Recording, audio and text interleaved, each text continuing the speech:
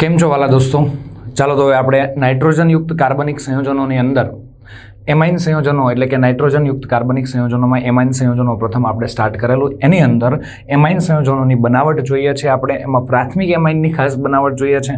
એમાં એમાઇન સંયોજનોની બનાવટ માટે આપણે 2 લેક્ચર લઈ લીધા છે. હવે આપણે ત્રીજો લેક્ચર જોઈએ છે એમાઇન સંયોજનોની બનાવટ. તો 10 બનાવટ આપણે લાસ્ટ ટાઈમ બનાવેલી. છેલ્લે હવે આગળ વધીએ છીએ કે આલ્ફા એમિનો એસિડના ડીકાર્બોક્સિલેશન દ્વારા, આલ્ફા એમિનો એસિડ એટલે કાર્બોક્સિલિક એસિડ છે, એની બાજુનો કાર્બન છે ને આલ્ફા કાર્બન કહેવાય. એના પર એમિનો હોય તો એને આલ્ફા એમિનો કાર્બોક્સિલિક એસિડ કહેવાય. એનું ડીકાર્બોક્સિલેશન કરશું એટલે કે બેરિયમ હાઇડ્રોક્સાઇડની હાજરીમાં આપણે ગરમ કરશું. ઓકે, એટલે આમાંથી CO2 દૂર થઈ જશે. શું દૂર થઈ જશે? CO2. એટલે H અહીં આવી જશે. એટલે આપણને દોસ્ત મળશે R, અહીંયા CH2 અને અહીંયા શું આવશે? NH2. RCH2 NH2 એટલે કયો એમાઇન મળી ગયો? પ્રાથમિક એમાઇન મળી જાય છે આપણને.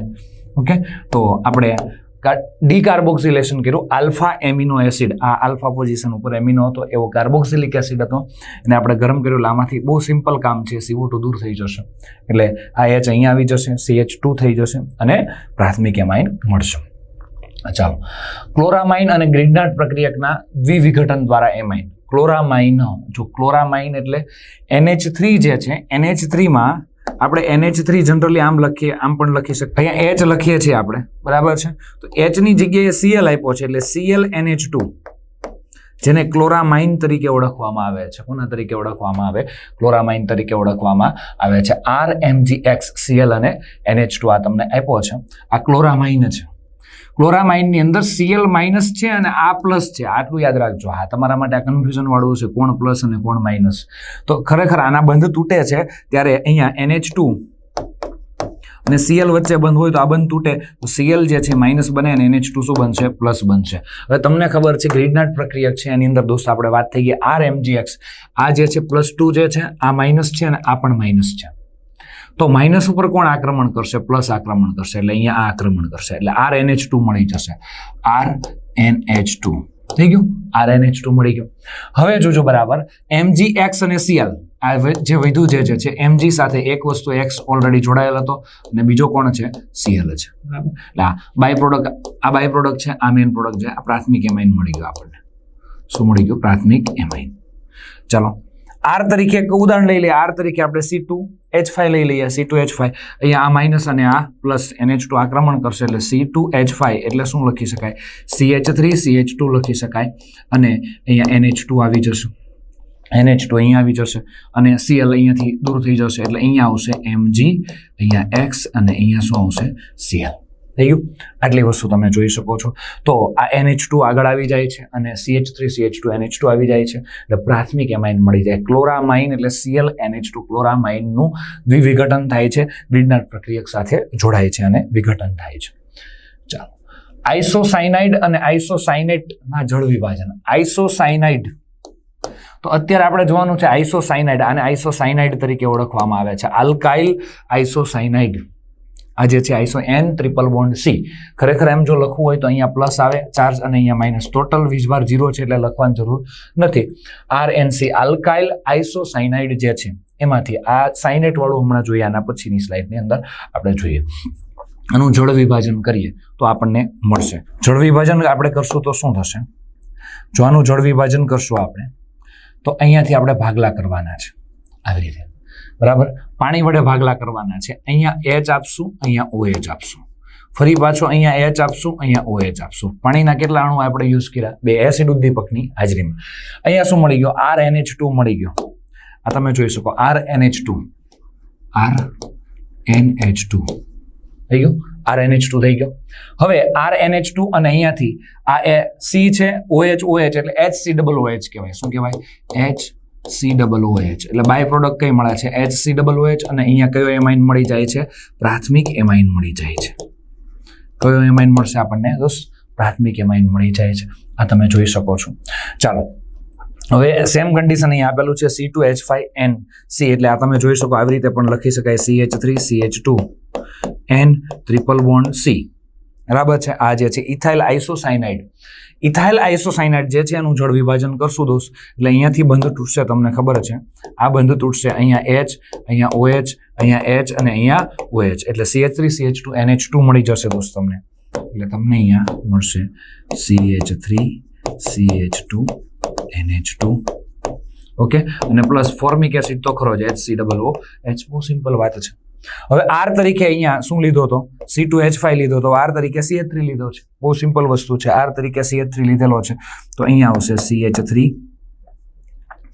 અહીંયા NH2 જે છે એનું જળ વિભાજન, એટલે અહીંયા શું આવશે NH2 અને અહીંયા શું આવશે HCOOH, શું આવશે HCOOH. તો આ જે છે એનું આઇસોસાયનાઇડ જે છે એનું જળ વિભાજન કરીએ છીએ, જો જળ વિભાજન કરીએ છીએ તો આપણને પ્રાથમિક એમાઇન મળે છે. આઇસોસાયનાઇડ સંયોજનો છે એનું રિડક્શન કરીએ તો દ્વિતીયક એમાઇન મળે. આ પણ થોડુંક યાદ કરાવી દઉં, કેમ કે આઇસોસાયનાઇડ સંયોજનો છે RN ટ્રિપલ બોન્ડ C છે, આનું જો રિડક્શન કરવામાં આવે H2 અથવા નિકલ અથવા લિથિયમ એલ્યુમિનિયમ હાઇડ્રાઇડ કોઈ પણ વડે રિડક્શન કરવામાં આવશે જોજો દોસ્તો, તો ખાસ ધ્યાન રાખજો, અહીંયા H જેટલા જોઈએ છે તેટલા થઈ જશે, એટલે અહીંયા કેટલા H ની જરૂર પડશે, અહીંયા 3 H અને અહીંયા 1 H. આ કયો એમાઇન થઈ ગયો, દ્વિતીયક એમાઇન. તો આનાથી જે એમાઇન મળશે એ એમાઇન કયો હશે, દ્વિતીયક એમાઇન હશે, ખાસ ધ્યાન રાખજો, આ દ્વિતીયક એમાઇન તમને મળી જાય છે, એટલે આ ખાસ તમે જોજો, આ દ્વિતીયક એમાઇન મળી જાય છે. ત્યારબાદ આપણે આગળ વધીએ તો ચાલો, તો હવે તમને આઇસોસાયનાઇડ વાળું જ આપ્યું છે, આપણે જે રિએક્શન ભણીએ છીએ તે જ છે, આપણે હમણાં થોડી વાર પહેલા ભણ્યા જે છે, આપણે થોડી વાર પહેલા ભણ્યા એ રિએક્શન આઇસોસાયનાઇડમાંથી, હવે આપણે આઇસોસાયનેટ સંયોજનોમાંથી આપણે ભણવાનું હતું. આ જે છે આઇસોસાયનેટ સંયોજનો જે છે, CH3N double bond C double bond O જે છે અને આઇસોસાયનેટ તરીકે ઓળખવામાં આવે છે, આનું જળ વિભાજન કરશું. જળ વિભાજન અથવા તો અહીંયા KOH સાથે તમને પ્રક્રિયા કીધી છે, બરાબર છે, આ જળ વિભાજન પણ કરી શકો છો આનું, બરાબર, અને અહીંયા આપણને KOH સાથે રિએક્શન આપી તો KOH સાથે પ્રક્રિયા કરશું, ઓકે. જળ વિભાજનથી પણ આ જ નિપજ મળશે, પણ બાય પ્રોડક્ટ અલગ મળશે, બીજું કંઈ નથી. તો અહીંયા KOH છે, તો અહીંયા H આવશે અને અહીંયા OK આવશે, KOH થઈ ગયું, બરાબર છે.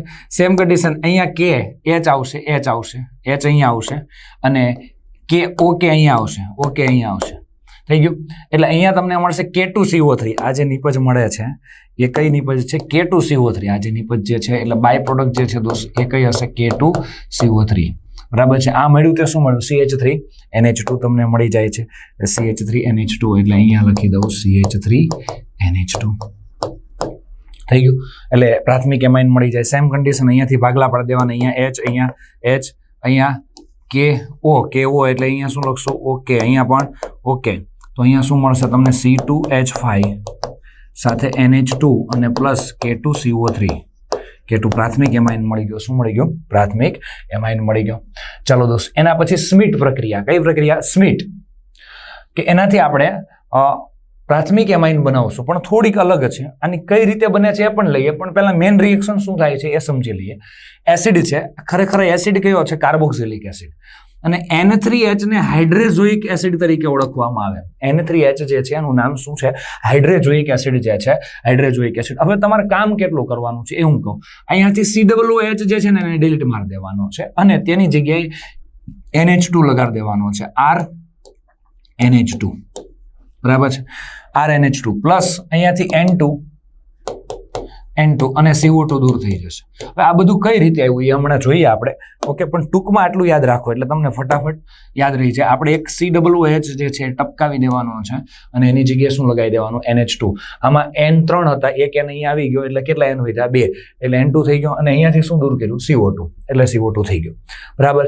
આવી રીતે યાદ રાખવાનું છે. ધારી લો કે તમારે અહીંયાથી આમાંથી CO2 કાઢી નાખશો તમે, બરાબર છે, H વધશે અને અહીંયાથી એક N, અહીંયાથી એક H, અહીંયાથી એક H અને N, એટલે NH2 અહીંયા લાગી જશે, એટલે તમને અહીંયા નિપજમાં મળશે CH3 CH2, અહીંયા શું આવશે, NH2 પ્લસ N2 અને પ્લસ CO2, થઈ ગયું. તમારે એક જ નાનું અમથું કામ કરવાનું છે ભાઈ, કે અહીંયાથી શું કાઢી નાખવાનું છે, CO2, અને ત્યાં શું લગાડી દેવાનો છે, COOH, ટૂંકમાં આખો કાઢીને ત્યાં NH2 લગાવી દેવાનો રહેશે. હવે આ પ્રક્રિયા ખરેખર થાય કઈ રીતે, આવું શું થાય છે એની અંદર કે આપણે આમ ડાયરેક્ટ એડ કરી દઈએ છીએ. આટલું યાદ રાખવા માટે છે તમને પ્રક્રિયા રિએક્શન પૂછાય, કાર્બોક્સિલિક એસિડની હાઇડ્રેઝોઇક એસિડ N3H સાથે પ્રક્રિયા કરીએ તો આપણને પ્રાથમિક એમાઇન મળશે. પણ કઈ રીતે થાય છે આ પ્રક્રિયા, એ આપણે ડિસ્કસ કરવાની છે કે આ પ્રક્રિયા કયા સ્વરૂપે થાય છે.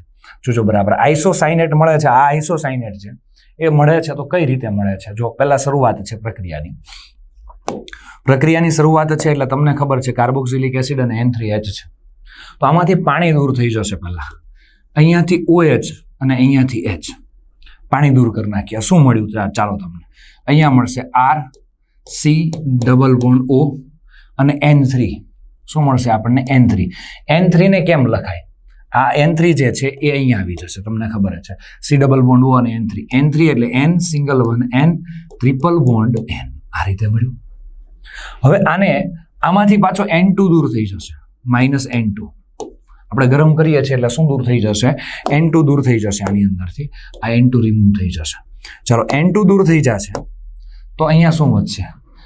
RC ડબલ બોન્ડ O અને N વધશે. નાઇટ્રોજન ઉપર એક અબંધકારક ઇલેક્ટ્રોન યુગ્મ હતો, આ ઇલેક્ટ્રોનની જોડી પાછી આવે છે, બરાબર છે.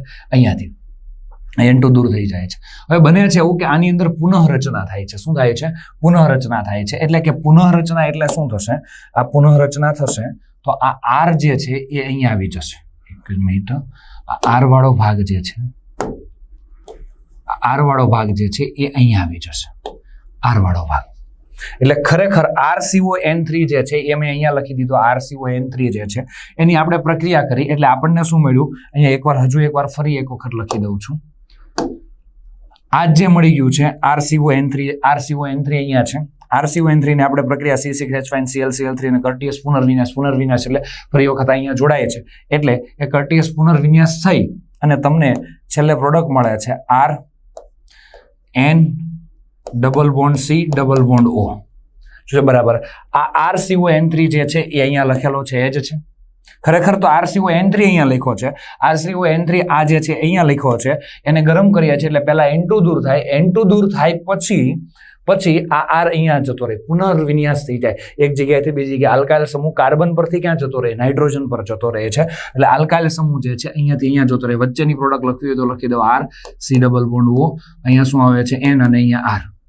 એટલે તમારે ફાઇનલ બની જાય છે R, આ R, અહીંયા N, આ N, અહીંયા C, આ C અને આ O અને O. RNC double bond O, RNCO મળી ગયો. અને આલ્કાઇલ આઇસોસાયનેટ, સાયનાઇડ નહીં, NC તો સાયનાઇડ કહેવાય. આ NCO જ છે. આઇસોસાયનેટ મળે છે. આઇસોસાયનેટનું જળ વિભાજન કરો એટલે તમને ખબર, અહીંયા H અને અહીંયા OH, અહીંયા H અને અહીંયા OH જળ વિભાજન H2CO3 મળી જાય, બરાબર છે. અને તમને મળી જાય RNH2, બરાબર છે. અને અહીંયા તમને મળી જશે H2CO3. થઈ ગયું? H2CO3 આટલી વસ્તુ તમે જોઈ શકો છો. આ H2CO3 તમને મળી જાય છે આટલી વસ્તુ. RNH2 કયો એમાઇન મળી ગયો? પ્રાથમિક એમાઇન. ટૂંકમાં તમારી પાસે કાર્બોક્સિલિક એસિડ અને N2 N3H હતો, એમાંથી પ્રાથમિક એમાઇન મળી ગયો, બરાબર છે. તો આટલી વસ્તુ. એક વખત N2 દૂર થયો ત્યારબાદ શું દૂર થયું? H2CO3 દૂર થઈ જાય છે. દોસ્ત આટલી વસ્તુ યાદ રાખવાની છે. મિકેનિઝમ યાદ ન રહે તો બહુ ટેન્શન લેવાની જરૂર નથી. મિકેનિઝમ યાદ ન રહે એટલું યાદ રાખવાનું. MCQ કયો પૂછાઈ શકે? ભાઈ આ રિએક્શન જે છે એ રિએક્શનની અંદર વચ્ચે જે મળે છે એ કોણ મળે છે? આઇસોસાયનેટ મળે છે. મધ્યવર્તી નિપજ છે એ કઈ છે? આઇસોસાયનેટ. આવી રીતે MCQ પૂછી શકે, બાકી કોઈ ટેન્શન લેવાનું નથી. આપણે સ્મિટ રિએક્શન જોઈ, કાર્બોક્સિલિક એસિડ N3H સાથે પ્રક્રિયા થાય તો બહુ સિમ્પલ COOH ની જગ્યાએ શું નાખી દેવાનું? NH2. પણ ક્યારેક એવો પ્રશ્ન પૂછી શકે તમને, મધ્યવર્તી નિપજ કઈ મળે છે? તો આઇસોસાયનેટ મળે છે. આ યાદ રાખવાનું છે. ઓકે, ચાલો એના પછી કર્ટીયસ રિડક્શન. તો આમાં એક બહુ સિમ્પલ વાત કરવાની છે. આ પ્રક્રિયામાં એસાઇલ એઝાઇડને નિષ્ક્રિય દ્રાવકમાં ગરમ કરતા આઇસોસાયનેટ અને ત્યારબાદ પ્રાથમિક એમાઇન મળે. કઈ રીતે મળે હમણાં સમજાવું છું. કાર્બોક્સિલિક એસિડ છે, SOCl2 સાથે પ્રક્રિયા કરી. આ તમને ખબર જ છે કે અહીંયાથી શું નીકળી જાય? OH નીકળી જાય, ત્યાં શું આવી જાય? Cl આવી જાય. આ તમને ખબર જ છે. તો અહીંયા મળશે RC ડબલ બોન્ડ O અને Cl. બાય પ્રોડક્ટ નથી લખવાનું, એના પર ધ્યાન નથી આપવાનું. આપણે મેન કઈ પ્રોડક્ટ મળે છે મેન પ્રોડક્ટ જોવાની છે આમાં. RCOCl, બરાબર છે. RCOCl ની તમારે N3H સાથે પ્રક્રિયા કરવાની, હાઇડ્રેઝોઇક એસિડ. N3H સાથે પ્રક્રિયા કરો એટલે અહીંયાથી H અને અહીંયાથી Cl દૂર થઈ જાય એટલે માઇનસ શું થઈ ગયું? HCl. એટલે અહીંયા મળે તમને RC ડબલ બોન્ડ O અને N3.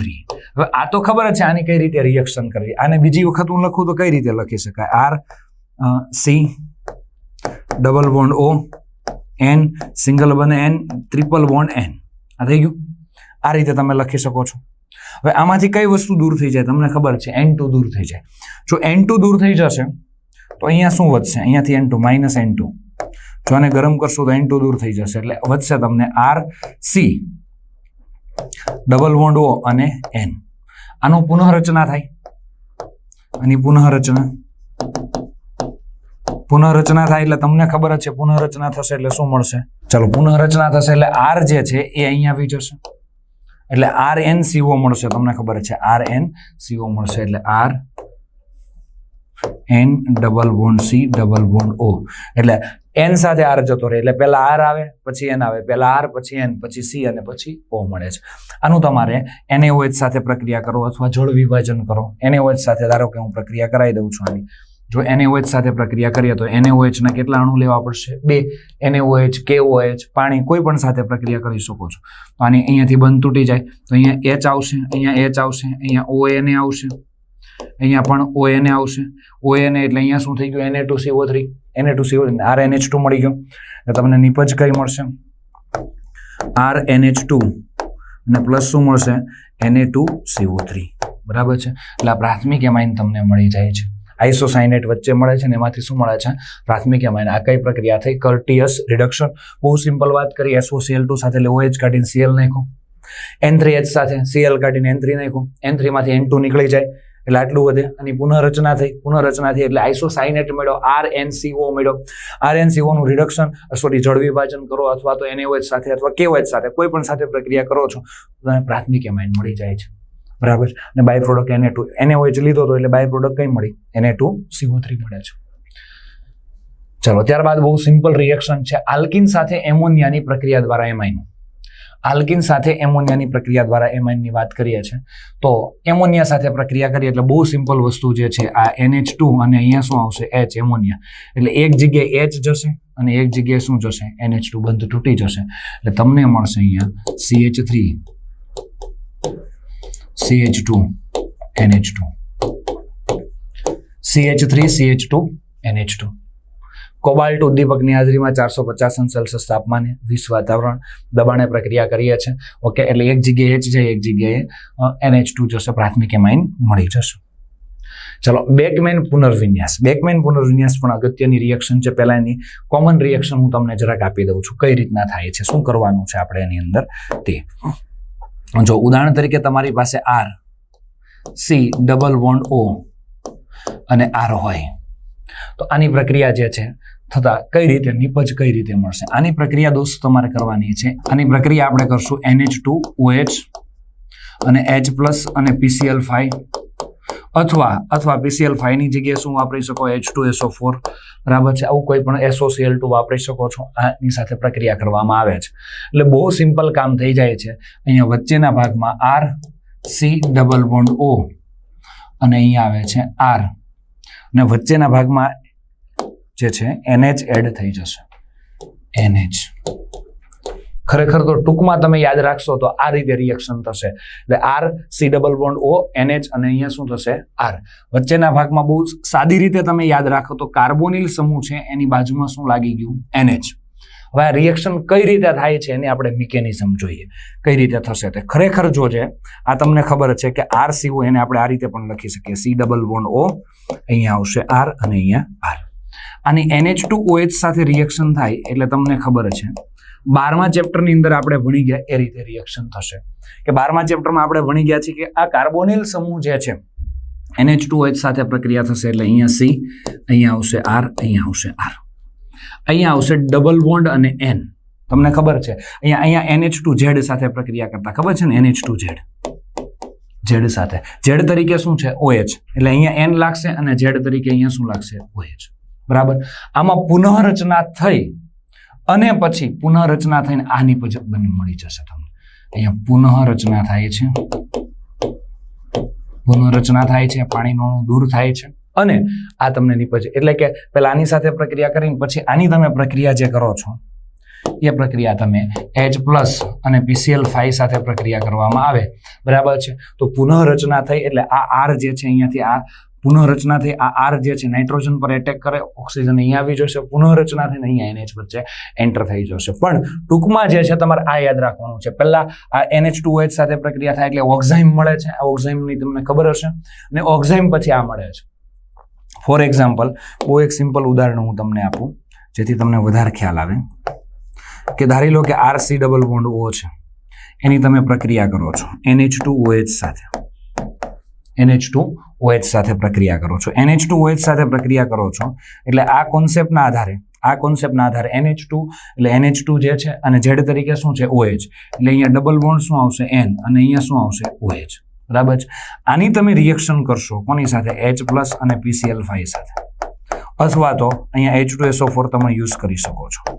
બરાબર. આની સાથે રિએક્શન કરશો તો આની પુનઃરચના થઈ આ કાર્બન સાથે 2 R જોડાયેલા છે, આ કાર્બન સાથે કેમ 2 R જોડાયેલા હતા એવી રીતે 2 R જોડાયેલા છે અને એ વચ્ચે NH લાગી જશે એટલે તમને આવું મળશે. જો અહીંયા C ડબલ બોન્ડ O તો રહેશે જ, અહીંયા જે મૂળ પ્રક્રિયક હતો. હવે આ મૂળ પ્રક્રિયકમાં અહીંયા NH મૂકવાનો છે, બીજું કંઈ ફેરફાર નથી કરવાનો. 6 કાર્બન છે, 6 રહેવા જ દેવાના, 1 આ 2 અહીંયા 3 આ 4 આ 5. બરાબર છે. અને અહીંયા વચ્ચે હું NH મૂકી દઉં છું,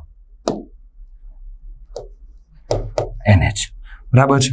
એટલે આ થઈ ગયું તમારું કામ. અહીંયા કેટલા કાર્બન થયા એકવાર આપણે ચેક કરી લઈએ.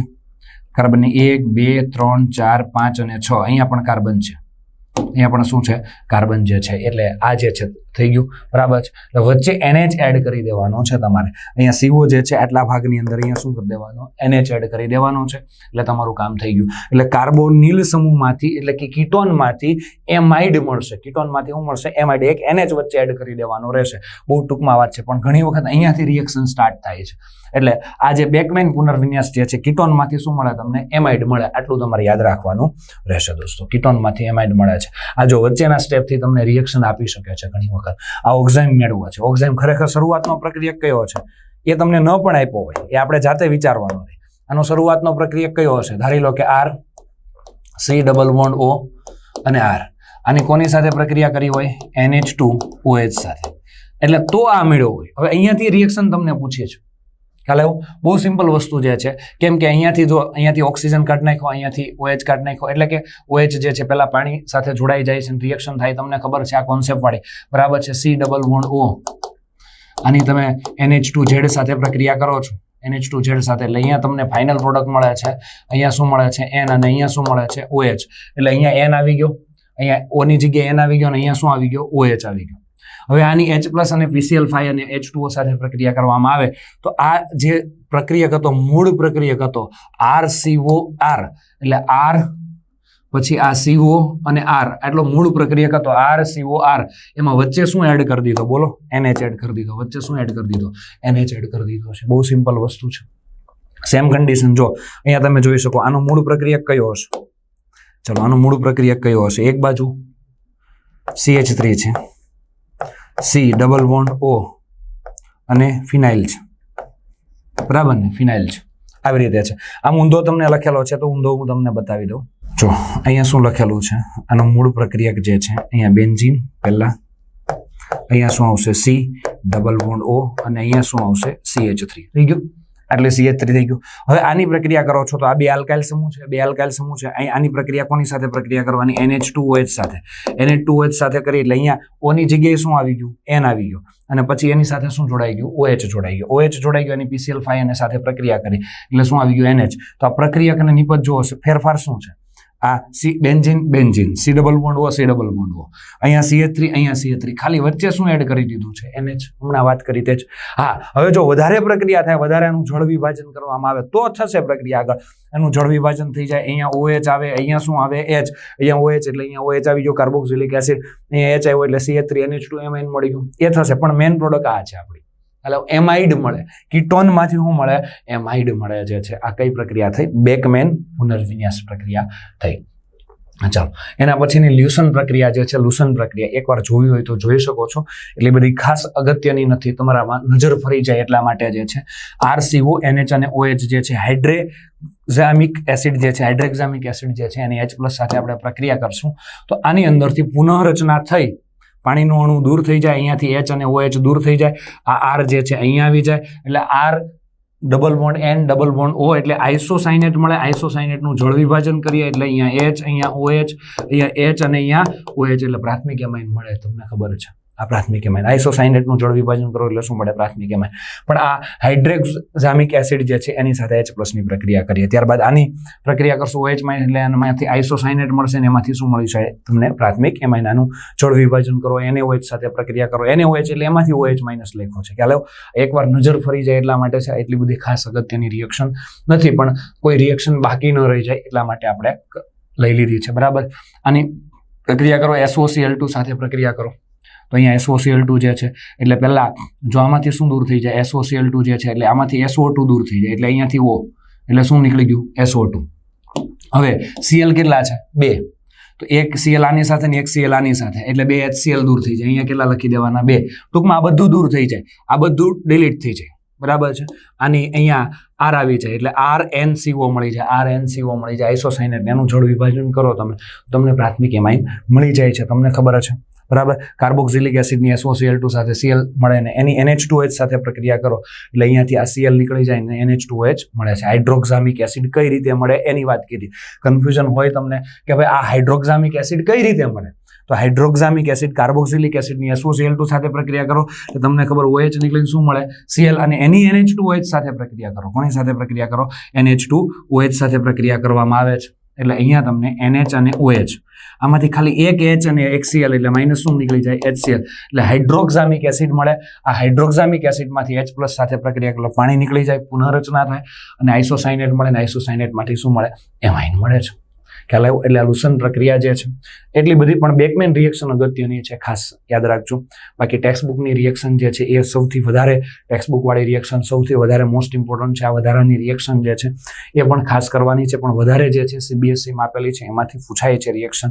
બાકી હોફમેન પ્રક્રિયા જે છે, બેકમેન છે, એ પણ ડિફિકલ્ટ પેપર કાઢે ત્યારે એમાંથી પૂછે છે રિએક્શન. એટલે ખાસ તમે ધ્યાન રાખજો. ઓકે, ચાલો અહીંયા સુધી આપણે આ એમાઇન સંયોજનોની બનાવટ જોઈ. હવે આના પછી જે છે બનાવટ દોસ્તો જોવાની છે એ દ્વિતીયક એમાઇનની બનાવટ જોઈશું. આ બધી આપણે બનાવટ પ્રાથમિક એમાઇનની જોઈ લીધી. હવે કઈ જોઈશું? આપણે દ્વિતીયક એમાઇનની બનાવટ જોઈશું નેક્સ્ટ લેક્ચરની અંદર.